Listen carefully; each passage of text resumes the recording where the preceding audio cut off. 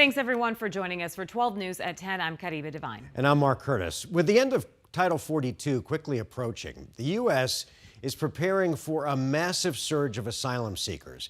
But in order for those migrants to start the process, they have to have a smartphone and download an app. Advocates say it's putting hundreds of thousands of people at a disadvantage. Team 12's Chase Golightly shows us that process.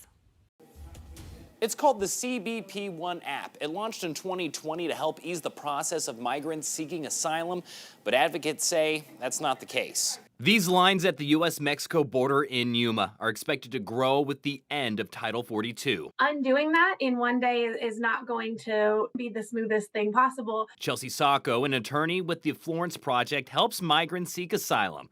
While it will be chaotic, she says it needs to happen. Migrants and asylum seekers who've been waiting months, in some cases years, in order to have finally this chance to a process that should have always existed for them. But there are two things migrants will need before that can happen: a smartphone and internet.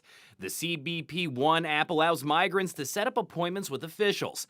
In March, Secretary of Homeland Security Alejandro Mayorkas talked about the program. We are now processing approximately 740 people a day through that exemption process. It's a powerful example of its utility and efficiency. But Sacco says thousands are getting nowhere with it. It's potentially 100,000 people that use it every single day. That is for those who have or even know how to use a smartphone. Their access to safety is dependent on being literate. With luck playing the biggest role. You have to log on at the exact right minute with the exact perfect cell connection, and you're only really competing in a lottery way. Sacco also claims one of the biggest flaws: the app puts families at a disadvantage because they need multiple appointments, leaving many feeling hopeless and frustrated. They find it incredibly traumatic to sit there and in vain every single day, and there's literally nothing else they can do. She says changes are being implemented to make the app better,